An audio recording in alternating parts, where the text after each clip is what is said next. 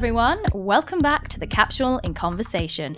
I'm Natalie Anderson, and this week I'm joined in the studio by Anna Muse and our special guest, consumer and retail expert Kate Hardcastle, as we talk all things business, buying and branding. So grab a drink, take a seat, and get ready to join in with our conversation.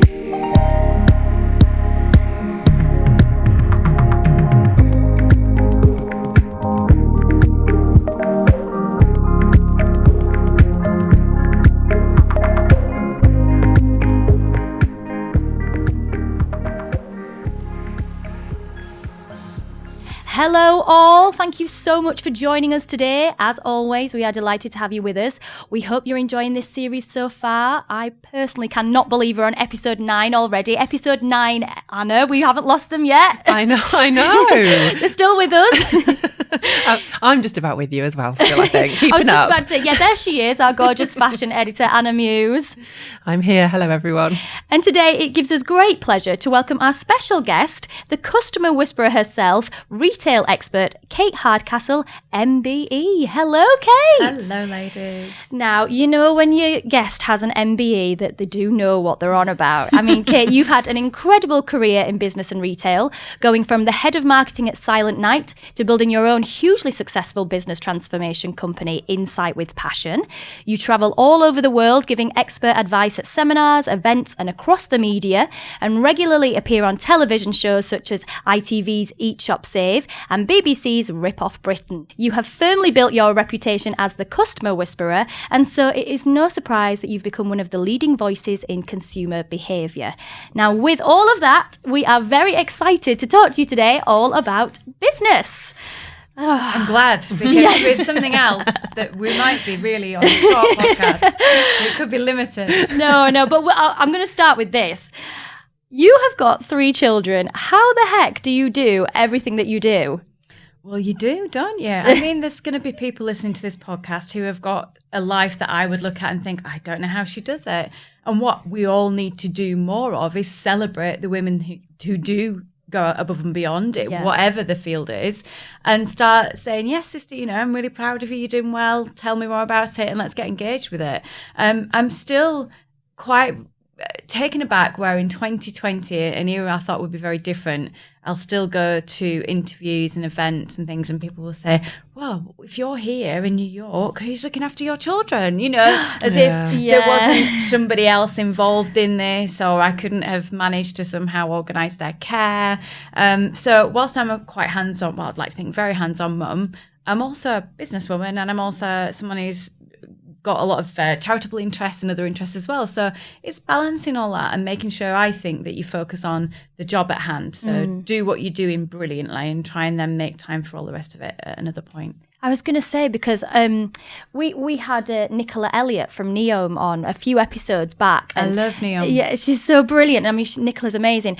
I asked her at the same time, I was like, what things have you really had to prioritise to get that business kind of off the ground and to make it the success that it is, you know, especially when you do have a young family. For you, in business, what are the things that you have to make key? So I've been... I founded Insight with Passion 10 years ago, and I didn't expect to be running my own business so soon, because it's quite traditional for people like me to be in role in a big organisation and then eventually to make the move. But there were lots of reasons behind it, and I've never really followed what the status quo has been anyway. I went to INSEAD, but I did it in a different way, which is a big business school. I studied for my degree, but I did it in a different way. I did it whilst I was on a night, so I could work even more and get more training. I would have 2 or 3 jobs. I would volunteer for projects to get more experiences with different brands. So I've never been typical, I suppose, in any one way. But when you 2 ladies might have a conversation about a particular TV program, or you might have had some time to do something really good for you this weekend, they might be one of the areas that I had to sacrifice, because it's still a 17, 18 hour a day business and 7 days a week. I obviously have to understand, because of consumer insight and behaviour, for instance, what Love Island is. Yeah. I've absolutely no understanding of what it might be like to watch an episode. And those You're not missing much, to be honest. Really? Oh, well, you know, that makes me feel a little better. I'm rubbish. I don't tune in. Bother. And it's easy to pick on TV, because people say, well, I just don't watch TV. I absolutely love TV, and I'm thrilled to be in the media. But I think you have to be very disciplined, like anything, on exactly what you're going to commit to and doing it well, and what you're going to prepare to let go, and actually letting it go with the clarity. And one of those things I think was when myself and my very close-knit friends became parents, and we all were very different parent journeys, we knew that our time would have to be a real quality time rather than a quantity of time together. True. Absolutely, because I'm like that with my friends. I mean, my best friend, sometimes I'll go 6 months without seeing her. I mean, I'll speak to her, but I do go 6 months easily before we're actually in the same room together. And I think you're absolutely right. If you've got a really good friendship network and people that understand, they get it, and you just pick up from where you left off, don't they? But yeah, it's really... So you would say that your friendship circles are key really for success as well? They're hugely important, and thankfully, because of technology, we can have different ways of communicating. When I was working in Guangzhou in China in the early 2000s, and was one of the only female Caucasian business women out there, and emails weren't that robust and telephone calls were a fortune, I don't think those friends would have said very complimentary things about my support to them at all. I think they would have just seen me as disappearing to the other side of the world. And I was incredibly lonely for friends out there. I had business associates, but and you know, these sacrifices and these commitments we make. And it's the same in your relationship. You have to get quite mature with it all. You have to have very mature conversations, and you have to try and work out how you're going to have them without them feeling comfortable. But believe me, if you don't have them, my experience is that you're worse off for it. Actually approaching it as it is, how it is, and saying, we aren't going to be able to see each other once a month. That's just too much of a luxury. Let's do something really good once every 6 months. And let's keep in touch in these ways. And actually, I didn't realise that this texting you was a challenge, or voicemails didn't work for you. Let's try and make sure it works for you too. So I've probably been very geek-like about it and got organised with it, but I'm in a better situation perhaps than I was in my 30s with it all. I think when your plate's so full, you have to be a bit geek-like, as you say, though, don't you? And be really clear about what it is you're going to spend your precious time on and who you're going to spend it with as well. 100%. And so if you do take some time out to do something just for you, what do you choose to do? It depends where I'm at, really. I mean, I think we're all very aware, and consumers, I will always relate everything to what consumers feel, because they are my absolute, they're my passion. Consumers are thankfully getting into mindfulness and more awareness. And so I am absolutely following that journey. And I think it's what I might need to do. Last year, my New Year's resolution was to do yoga. Yoga had not been something I was successful at. I was asked to leave a couple of classes because me and Shavasana were not good friends, because I saw Shavasana as time to start writing the job list for the next couple of hours. Not the chill out time. Yeah, okay. It's all right, lie down, sure, whatever. Right, what do I need to do? So I have a personal yoga instructor who's amazing, and she's actually a yoga teacher for me and my husband. Oh, nice. And that's a huge commitment, but we've actually kept up to that for over a year now. I'm really pleased with that. And with that mindfulness, you know, you understand more, you get really in tune with your body. And I had a twin pregnancy very late, and I've had some real challenges illness wise with that. So I've had to really work out what I need. And sometimes it might be as, you know, exciting for me, but not for other people, sitting down and watching a soap opera for half an hour, just going, I'm loving this, and I don't want anyone else to disturb me, or an American comedy, or I might want to sing because I'm a singer, and I sometimes just go back into our studios and we'll just get in front of the microphone and sing a musical song or something. Or it might be going out for a run, or it's just whatever, walk the dogs. I literally will just disappear with the dogs. What I need to do, as long as I've met all the rest of my commitments, you know, that's secondary, as long as my kids have been looked after first. And there is that saying, which is something probably as parents, it kind of hits you, and it actually is so relevant, but you're only as happy as your unhappiest child. And you don't know what days your children are going to have. So all things have to be put on hold, because that little luxury might just disappear if I need to spend more time with a child one of my children who needs some support or working through something. Absolutely. I mean, so you just touched then on that you sing as well. I happen to know you're an excellent singer. Thanks, do you find as well that singing or performing, because you perform with your charity Dreamgirls, I used to, yes, Yeah. absolutely. But do you find that is a way for you to express even more creativity? Because I do see that business it's a creative industry because you're building something. Do you feel like performing is an extension of that? Well, look at you. I mean, you've come from this brilliant performance career, and now you are able to transcend into this because this is how we do business now, podcasts, videos. So I think just to go back a little bit, when I started Insight with Passion, I wanted to bootstrap that business because I didn't want to do anything crazy, end up in a load of debt. I did lots of research to see if there was a need for it, a want for it. But because I made a commitment, which is 20% back to charity and community and micro businesses, that was a huge amount of profit disappearing from day one. And I had to make sure I kept it as lean, as efficient as possible.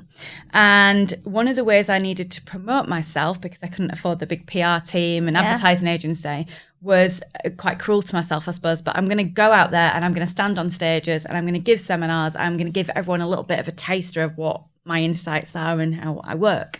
So I did a lot of seminar work, which you've mentioned in That's Now Become Global.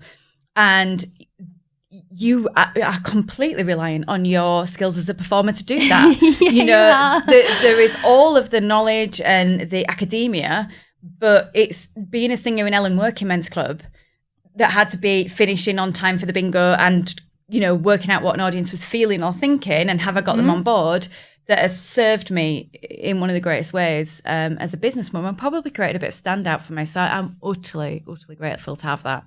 Did you always want to do business? Because I was reading like you had your first job when you were 13 in a pizza shop and were juggling lots of different things. And obviously, like I said, then ended up being head of marketing at huge companies like Silent Night. But it was business something that you always thought about when you were younger? I wanted to be a journalist, and I was dissuaded by the careers teachers. Careers teachers in the I was really rubbish. I was as well. I wanted to be a journalist, and my English teacher was like, "No, you're not a good enough writer." And I listened to her. I listened. It's funny that I wanted to be a journalist as well. Yeah, but I was because I was at a performing arts school. It was they had a bit of an argument between the English teacher and the head of performing arts, and in the end, the head of performing arts got his way, and I ended up going down and doing drama school and everything. And now when I look at actually what this business allows me to do in terms of writing, and especially like with fashion and everything else, you kind of almost do come full circle, but so you wanted to be a journalist originally? No, that's interesting. 3 potential journalists around the table now doing podcasts. What does that say? You come back on yourself. Exactly. Absolutely. So I was dissuaded from that, and I was very keen that I would not accumulate any debt,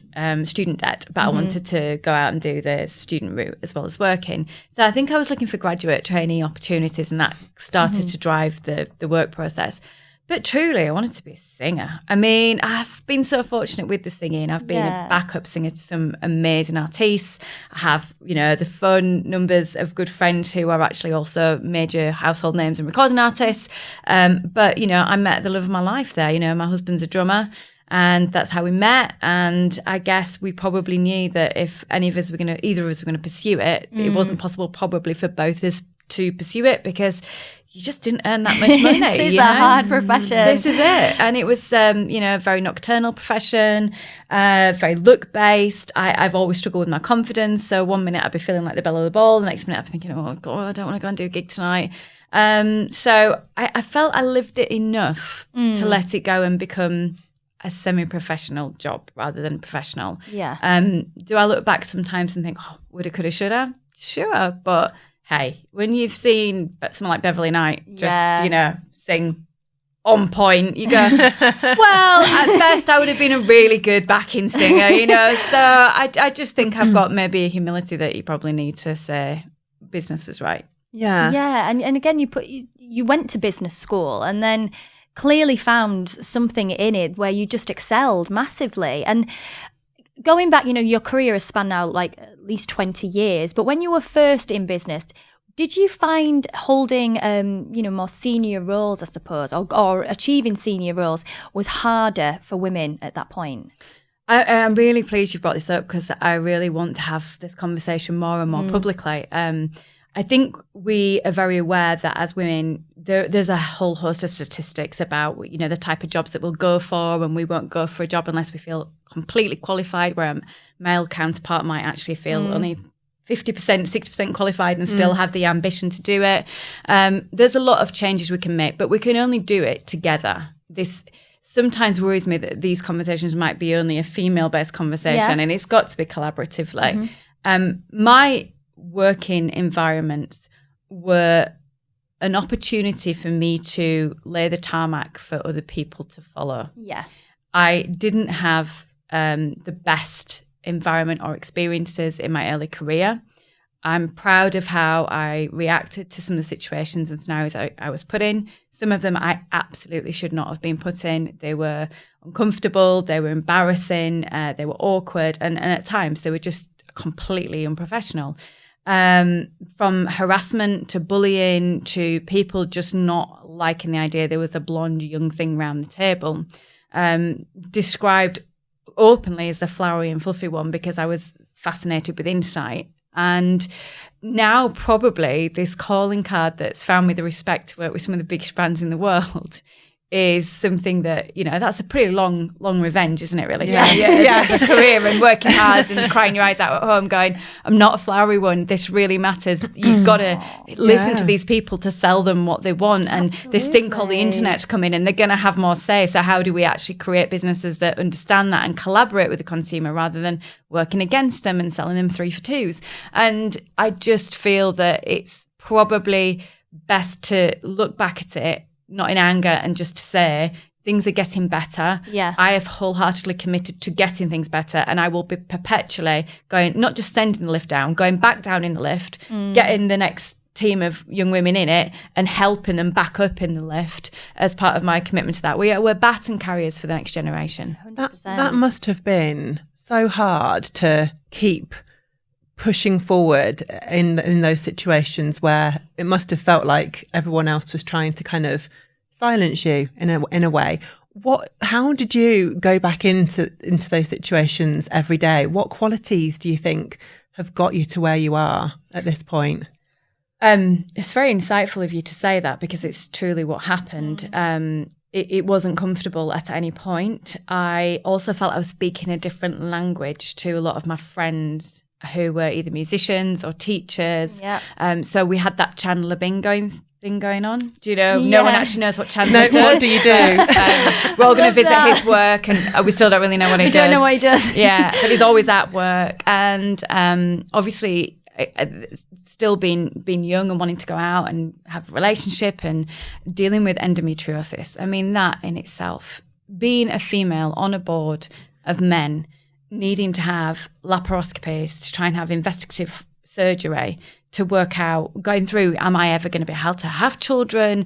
All of these dilemmas and doing all of that in paid holiday time because I then actually speak to any colleague and say, this is the situation I'm in, because they couldn't actually cope with the fact that I was female, let alone the fact I had period, wasn't great. It just wasn't great. But that said, some of my most greatest mentors and supporters have been some of the male CEOs and chairs that I've worked with who, you know, someone like Neil Murdoch, who he was the CEO at Silent Night. He put me forward for Marketer of the Year. I won the National Marketer of the Year.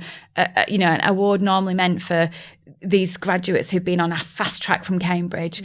This lady who'd stood up and gave the final presentation in blue and white striped hippo pajamas, who was just out there and different and crazy. And he saw something in me and he mentored and supported that. He would write to people to let me have one-on-ones with them, of the females who were prolific. Meeting Anita Roddick and spending time with her and just being in absolute adoration of someone who was committed to business and profitable business, but also doing the right thing. I've been very fortunate. You make your own luck, I guess, but I've really worked hard to try and say, look, we just got to make this better, not just lament on how bad it was, but it was bad. Yeah. Yeah, I mean, last week we had Larissa Corder, and she's a fertility specialist and gynecologist, and she's been campaigning a lot for women with endometriosis, and she's even gone to Parliament to kind of really challenge the situation. Anna and I were so shocked that she'd said some women were basically forced out of their jobs and technically fired for having endometriosis. And it just, and to hear you now come on this week and say something, you know, of that just reiterates what she's been, you know, lobbying basically. it still blows my mind. I can't believe it. And yet here you are, you've, fought through those challenges. And what I think is incredibly inspiring about you, Kate, is you, like you say, you do give back. You're a trustee of the Diana Award, which mentors young people. That's clearly something that's very important to you. Yeah. And that you want to see young people kind of succeed. The Diana Award is so important to me. It's huge. It's a massive charity. It's just such a wonderful charity. It's recognising, they always talk about writing the letter to your 13-year-old self or your 8-year-old self. And my work with the Diana Award is my letter. It's an open letter to that child. I was bullied incredibly. I was struggling with a variety of different outcomes because of that bullying. It was affecting my education. I just wanted to learn. I really just wanted to go to school and learn some more. I didn't really want to do anything else. And the bullying got in the way of that. And that's what I became really resentful for. And I became an introvert and became stuck with issues with the way I look and the way I sound and the way I act. Being aged 43, I mean, that's how huge something like bullying can have an effect on your life. And a majority of my beautiful, successful, glamorous friends have all been in that situation too. And there's this wonderful theorem of, cradles of eminence, which is this idea that many of us that were fighting something in our youth then might become more driven to go on and deliver more when you're older. And you can kind of look back and go, well, would I have been driven as persistent? Would I have gone through those boardroom situations without that? But you kind of don't really want to have gone through it to start with. And so at the Diana Award, we recognise in young people that do want to do brilliant things and helping them and leveraging them and giving them a network. And then we're also working with anti-bullying, both with the huge social media partners like Google, Facebook on the online, and then peer-to-peer in schools. And just some of the work over the last 4 or 5 years, it makes my heart full, and it makes me be able to put my head down on the pillow on a night just thinking, today was a good day. Yeah. I mean, we talk a lot about mental health on this show. The Capsule is very much rooted in well-being, and things are getting better, but there's still a lot to be opened up. There's still a lot of conversations to have, aren't they? I mean, like you've just touched on there, clearly things have bothered you and have hurt you, and yet there is that thing of, well, without that, would I have got to where I am? And then how do you kind of then pass that on to your children, because you want to create an amazing life for your kids, but equally you want them to succeed. I mean, how do you go about that with your children? Making sure they have something to strive for.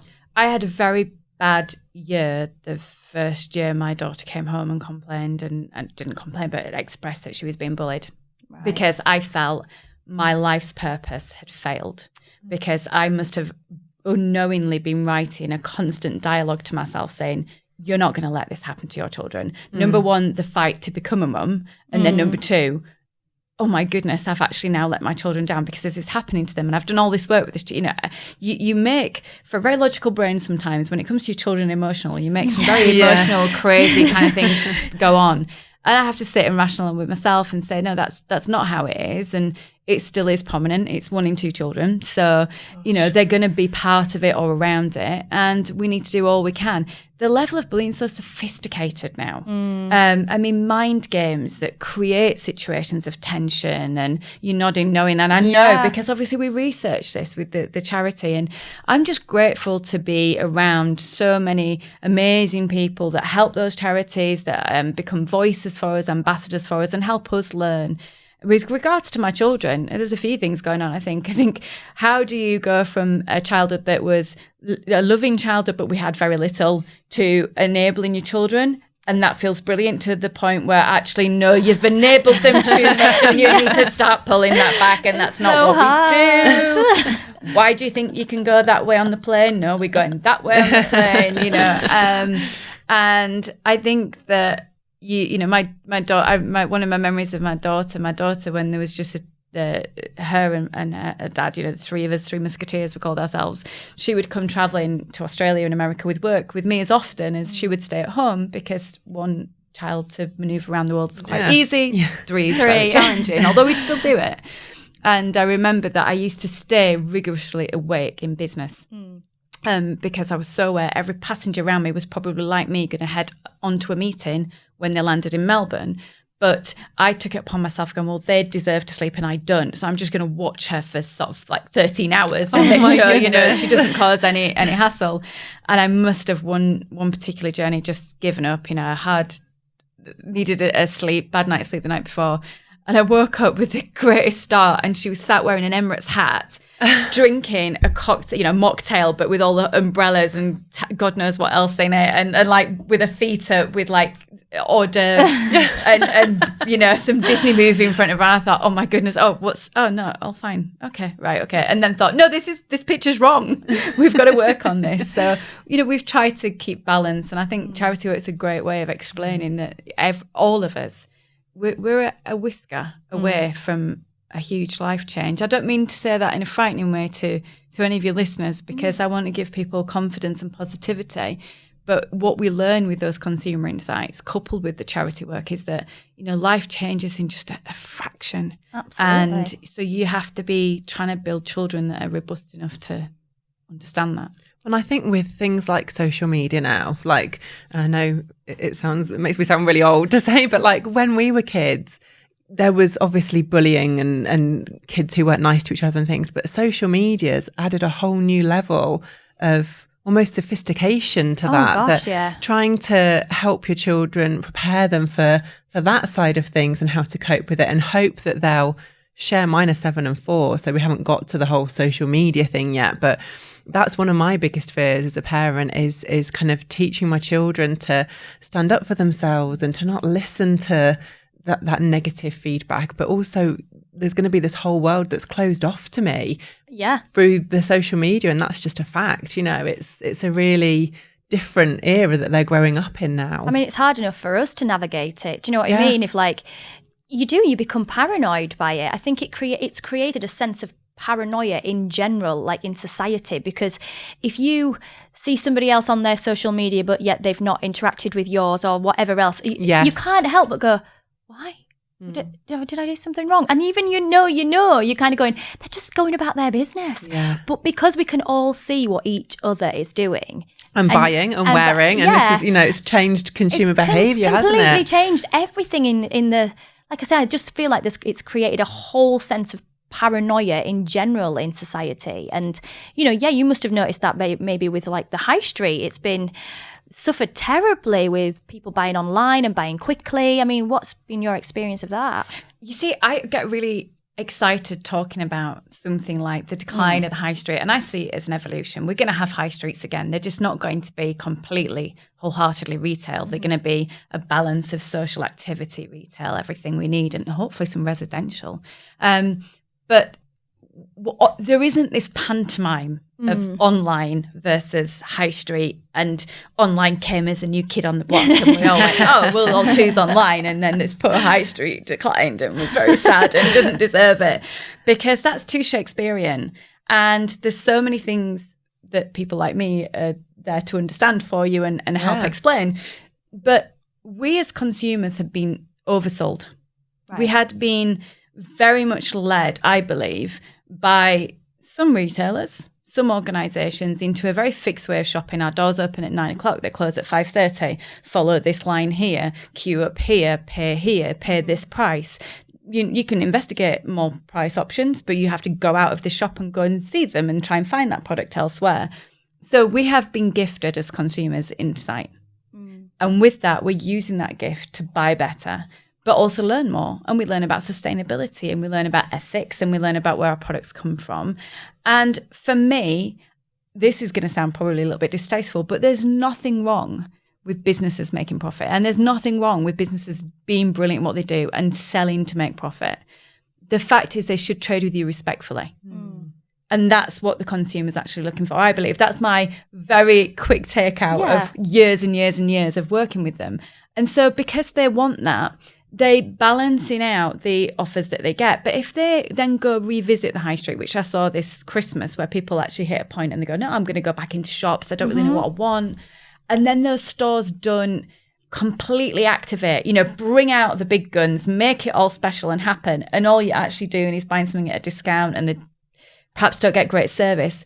why does that store deserve you to give it another go? Oh, yeah, definitely. And so, but we will then hear from the leaders of that business saying it was the weather, we didn't buy enough skinny jeans, we bought too many skinny jeans, maroon wasn't the colour, yellow was, and there'll be a whole barrage of excuses. But actually, and some of it's true, you're going to get overstock and understock, you know, no one can juggle everything. But what I'm saying is consumers are telling us things every day, and we have to use 2 ears and 1 mouth in that order and really listen and really care and really want to make a difference for them. And that's going to make our work more arduous. It's going to mean that we've got probably more work to do than less.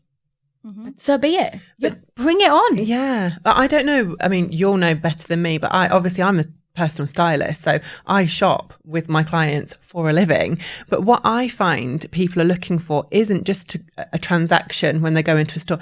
It's an experience. It's because we can do transactions very straightforward 100%. From our phones. Yep. When we go onto the high street, we want to go in and we want that whole all-encompassing experience, and that's what we buy into, not just like a 2 for 1 or we're conscious and we're looking for more. Is that what you have found with the insights that you've gathered? Yes. I mean, I have to understand how we work as human beings and then correlate that with how we shop, and then try and find the overlap and say, what is the human emotional purchasing decision that's been made here, and how can we then work with that?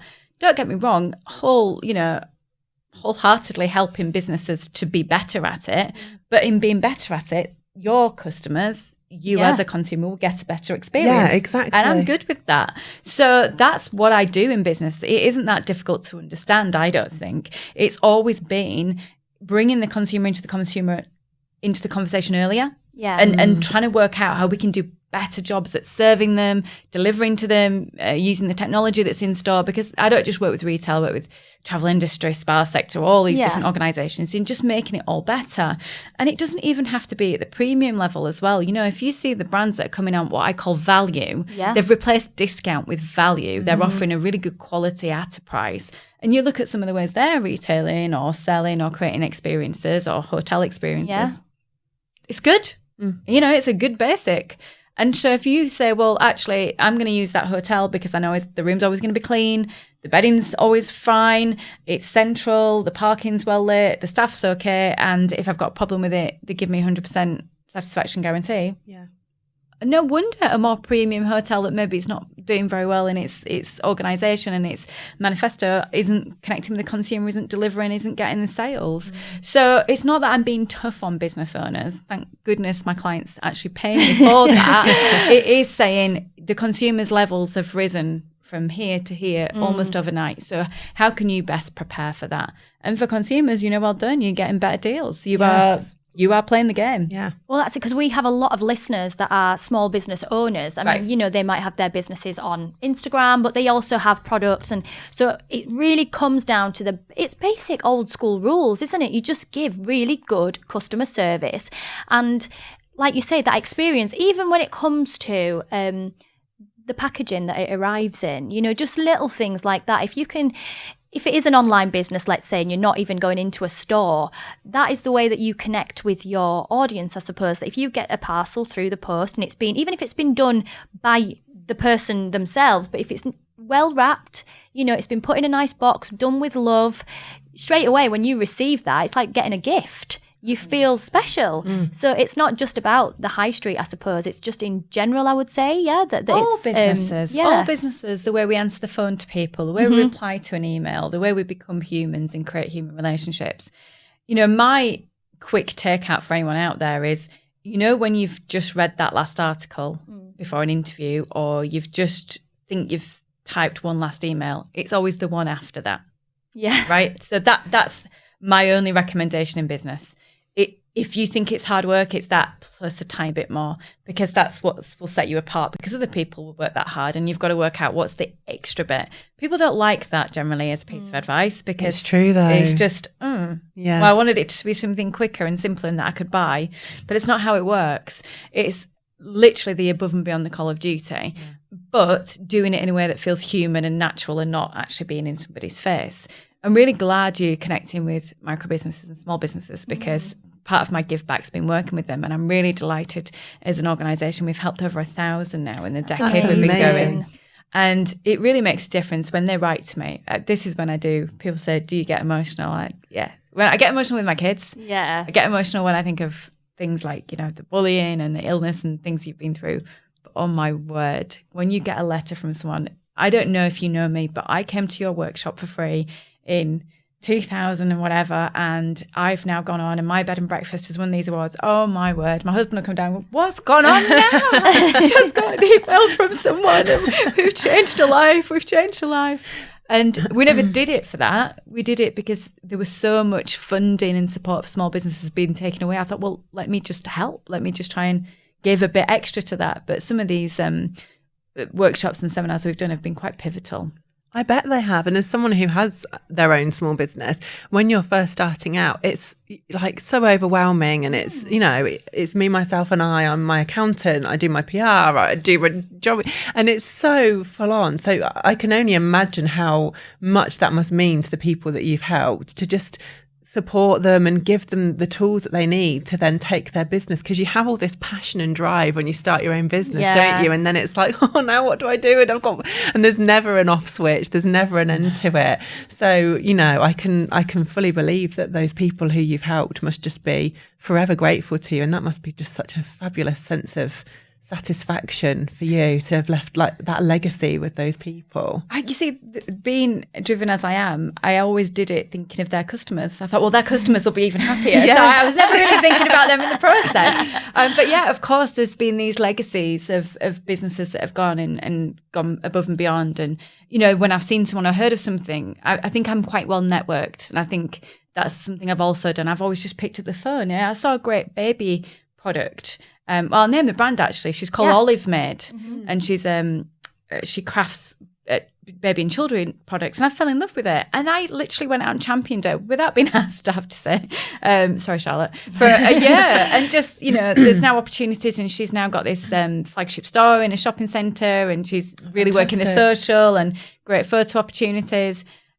And there was nothing in it. I just wanted to do it because it was great, and I knew the consumers deserved to be delighted by it. So yes, it's still a joy. I absolutely love it. Micro and small businesses will be a huge part of our economy. Massively. They still are. It's given many of us as women opportunities to find our voice, find ourselves. What I would say is, being obviously half the left and right hand side of the brain, so forgive me, a lot of micro business owners start off with something they're passionate about, and their family and friends will tell them how wonderful they are. So do the hardest thing possible. Go and see someone who's completely negative and get them to ask the question why over and over and over again. Because in that I'm not saying don't do it. I'm just saying finesse the offer. Yeah. Then go out and see your potential customers and really make sure that they are there beyond your social circles. Mm-hmm. Because we all get the golden handshake type account. Someone we know. It's really hard to go out with a blank customer base and actually sell this stuff. And also, social's brilliant, but we also know that social's got kind of like the good side of the shoulder and the bad side of the shoulder. So as much as you want to see that you're doing as well as the other small business owners out there, and you've got, just because they've posted one more time than you, or they've had so many more likes than you, focus on the really important things. We're talking about P&L here. We're talking about you paying your mortgage. Yeah. So that's just a little bit more important than just another thing on social. Yeah. And actually, I've seen it become the downfall of some of these quite brilliant businesses. And I know that's a cool. It's like style over substance, isn't it, really? It's so important. It's so important. It is not easy out there. It's not. It's really hard. I mean, we champion so many business women, particularly. I've met a lot of, I call them the Instagram business mums, because, they had high flying careers and they wanted to go and be with their children, but equally do something for themselves and they're passionate about it, and they've set up businesses, and then they're posting on Instagram and everything, and you're like, and I've often said, ultimately, because you are seeing people doing transactions and really good business through Instagram. I'm like, I feel like it's the wartime, when like women got together and like just kind of were really working hard hard, and just supporting the economy, particularly when it's so delicate, especially now. I mean, crikey, Brexit's happened, so that's a worry. But thankfully, at least we know where we're going with it, I suppose. I mean, do you have any advice actually for small business owners with regards to what's next in terms of Brexit? So there's a few. I'm an international business, so I have to look at something like Brexit with all of the clarity of trade and dealing and how that might affect me, and also movement, because that's hugely important to the team, that we can get out and about, and are we going to be relevant? Are we going to have the opportunities that we've still had? For maybe a smaller business owner that doesn't have that, but might have a supply source where you're getting items that you're creating maybe, and you're bringing it in, obviously being very clear in terms of knowing don't panic.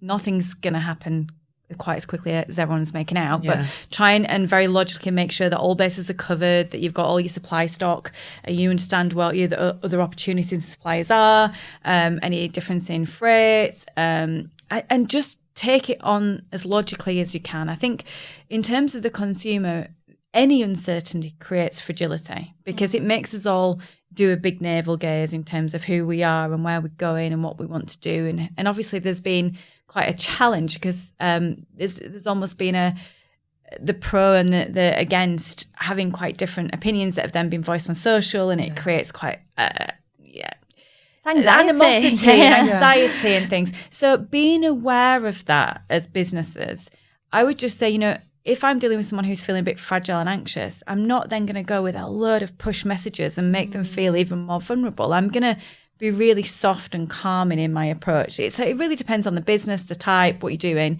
but being aware of that and understanding that, and having communication that shows that you are a positive in what they might see as a sea of negatives is really important.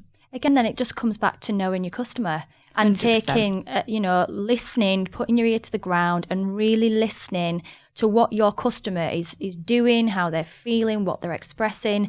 And like you say, don't push it at them if they're clearly feeling nervous about something. Support them, and in a way you're going to build a better relationship. I always use the language which is outside in. And that's a simple rule of thumb, but even if you just have it written down on a desk every day, keep reminding yourself, is the language I'm using outside in? Am I writing in a style that suits that? Am I selling the benefits of this product or this service in an outside in way? So I want to know all about you, and I want to know about you, and I want to know what is, this is hard for me. This is the only thing that's hard for me. I can talk, but I just want to actually be asking the questions, which is what I normally do. So I just want to try and sort of curate things to suit my audience. And I think regardless of whether it's a Brexit, whether it's another recession that we hit, whatever it is, understanding how immediately that affects your audience and making sure that your business keeps going, deal with it calmly. Yeah. Oh God, I could keep you here all afternoon. So much to ask you. Honestly, we've run out of time. I'm gutted. I literally could have just kept Kate here. Thank you so much for coming to see us, Kate, and for sharing all of your expert advice. Honest to God, it's been an absolute pleasure. Thank you for having me. I've enjoyed being with the cool girls. Oh, yay. I'm not normally I've never been cool. described as a cool girl before.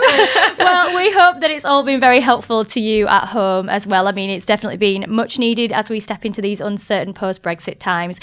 I still can't believe it's actually happened after all the toing and the froing and the 3 years of, anxiety. But hey ho, something that is definitely happening though in less than a week, can I just say, is the Fashion Embody event at the Aspire in Leeds on the 8th of February. We will be joined by celebrity stylist Martine Alexander, actress Sophie Austin, and a whole host of other guest speakers for a night of shopping, styling, and thought-provoking conversation. Now, we do still have a small number of tickets left on sale at the events page of our website, which is www.thecapsule.co.uk/events. So please book if you'd like to come along, as places are very limited now and we don't want you to miss out. Hurry up. Time is running out. Also, don't forget you can catch up with all of our regular content at the website and across all of our social media channels, and can listen to our previous In Conversation episodes by subscribing to any of our podcast channels. Please do leave your rates and reviews, as we love hearing your thoughts and opinions. We'll be back next week with another special guest for more The Capsule in Conversation. But for today, all that's left for us to say is goodbye. So goodbye from Anna. Goodbye. Goodbye from Kate. Goodbye. And goodbye from me.